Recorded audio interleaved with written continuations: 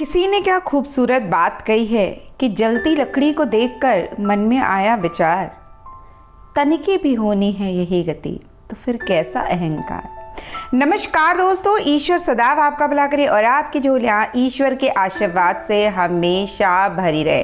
तो दोस्तों बात करेंगे एक ऐसी कहानी की, और ये कहानी हमारे देश के हीरो हनुमान जी की है। लेकिन एक कहानी सिर्फ कहानी नहीं है, जीवन के 3 सूत्र आपको सिखा के जाएगी।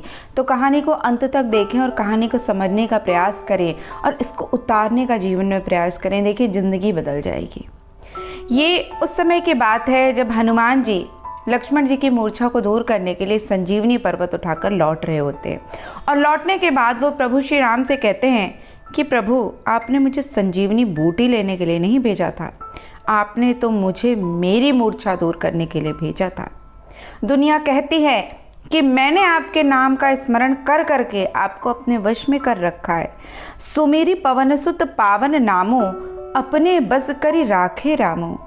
लेकिन प्रभु, आज मेरे अंदर का ये भ्रम टूट गया कि मैं ही सबसे बड़ा भक्त हूँ, राम नाम का जप करने वाला मैं ही हूँ। तो भगवान बोले, कैसे हनुमान?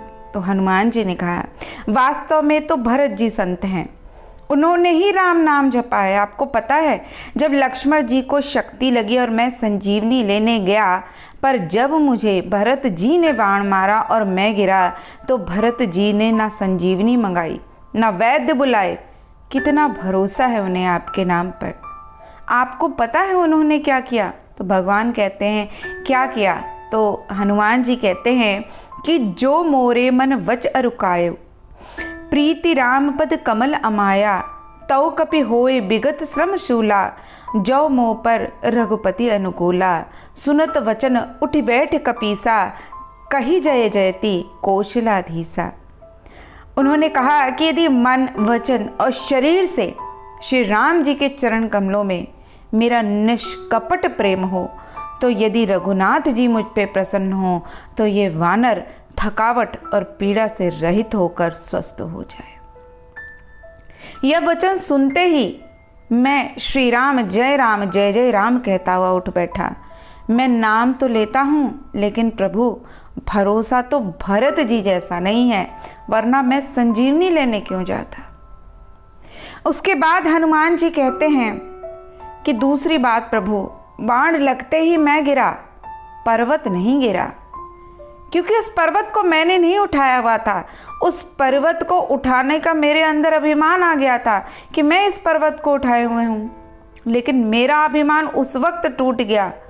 इसी तरह हम भी जिंदगी में न जाने कितने अहंकार कर लेते हैं। फिर हनुमान जी कहते हैं कि एक बात और प्रभु, आपके तरकस में ऐसा बाण नहीं है जैसा बाण भरत जी के पास है। आपने अनेकों राक्षसों को मारा, उन्हें दूर गिरा दिया, बाण से मार दिया, लेकिन भरत जी का बाण तो आपके चरणों में ला देता है और मुझे बाण पे बिठाकर आपके पास भेज दिया। तो भगवान बोले कि हनुमान, जब मैं उन दुष्टों को मारता हूँ तो उनको मारने के बाद उन्हें मुक्त कर देता और मुक्त होकर वो मेरे पास ही आते हैं। तो हनुमान जी कहते हैं कि प्रभु, पहले तो उन्हें मारना पड़ता है ना, उसके बाद ही वह आपके पास आते हैं। लेकिन भरत जी का बाण तो जिंदा ही भगवान के पास ले आता है। भरत जी तो संत हैं, उनकी जो बराबरी है वो मैं कभी नहीं कर सकता। और इससे भी बड़ी बात प्रभु, भरत जी ने पर्वत सहित मुझे अपने बाण पे बिठा लिया, और जैसे ही मैं उनके बाण पे बैठा, मुझे एक बार फिर अभिमान आया कि मैं इतना भारी भरकम, इतना बड़ा योद्धा, इस छोटे से बाण पे कैसे बैठकर आपके पास पहुंचूंगा। लेकिन उन्होंने फिर से आपके नाम का स्मरण किया, और आपके नाम का स्मरण करते ही वो बाण जो कि इतना हल्का था, उसने मुझे आपके चरणों में ला दिया। तो बताइए प्रभु कि आपने मेरी मूर्छा, मेरा अभिमान, मेरे अंदर का वो जो बल का अहंकार आ गया था, वो आपने और भरत जी ने कैसे दूर कर दिया। दोस्तों ये कहानी सिर्फ ये नहीं बताती है कि यहाँ हनुमान जी को किस रूप में अहंकार हुआ। यहाँ हमें भी 3 चीज़ें सीखने की ज़रूरत है।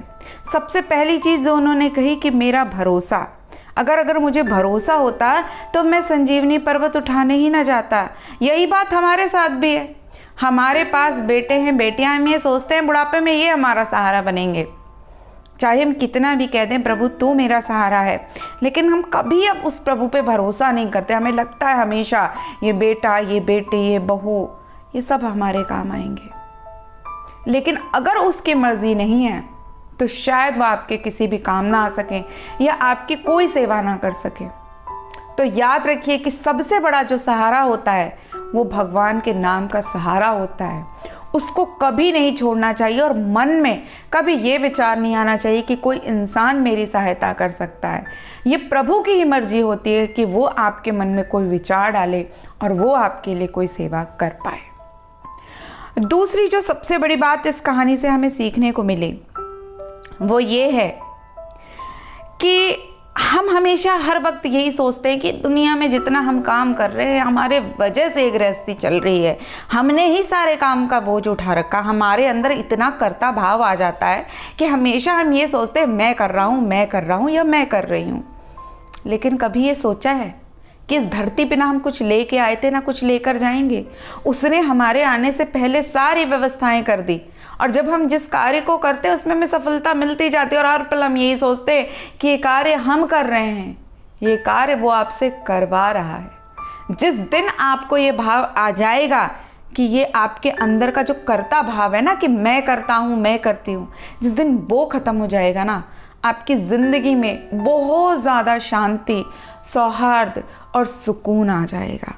और तीसरी बात वो ये होती है कि हमें हमेशा लगता है कि प्रभु का नाम स्मरण तो हम करते हैं लेकिन उसका फ़ायदा नहीं होता। लेकिन दोस्तों, सिर्फ प्रभु के नाम का स्मरण नहीं करना होता है, उनकी बताई हुई चीज़ों पे भी चलना होता है।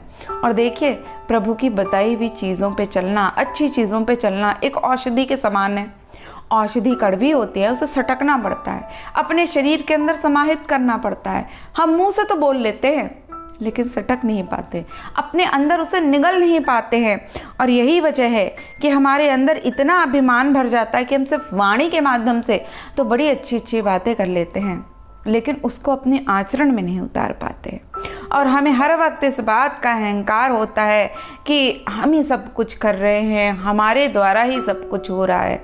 लेकिन हमेशा ये याद रखिए कि जब कोई कष्ट आता है और आप कहते हैं ना कि प्रभु ये कष्ट मुझे ही क्यों दिया, मेरे ही नसीब में ऐसा क्यों किया, तो याद रखिए कि वो आपको सोते से जगाता है। बस ये अंतर इतना है कि कुछ लोग इस बात को समझ जाते हैं और कुछ लोग तब भी अज्ञानी बनकर हर बात पे भगवान को दोष देते हैं। जैसे उन्होंने हनुमान जी को जगाया क्योंकि वो मन, वचन और कर्म सबसे भगवान के प्रति समर्पित थे और उनका जो भगवान पे भरोसा था वो पूर्ण रूप से दृढ़ था। जिस दिन हम भी अपने अंदर के अहंकार को ख़त्म करके मन, कर्म और वचन से प्रभु को समर्पित हो जाएंगे, हर कार्य को उसको समर्पित करके चलेंगे, उसकी मर्जी को समझ के चलेंगे, तो ज़िंदगी इतनी बदल जाएगी और जितनी आसानी से आप हर चीज़ों को कर पाएंगे ना, वो आप कभी भी नहीं सोच सकते हैं। तो इस बात को हमेशा ध्यान रखिएगा और इस भक्ति के साथ यदि आप अपनी ज़िंदगी को जीते हैं तो देखिएगा ज़िंदगी बहुत ज़्यादा बदल जाएगी। तो दोस्तों, आशा करती हूँ ये कहानी पसंद आई होगी, समझ आई होगी। यदि पसंद आए तो अपने इष्ट मित्रों से शेयर करें और हमारे चैनल को लाइक, शेयर और सब्सक्राइब ज़रूर करें। तो फिर मिलते हैं, तब तक के लिए नमस्कार।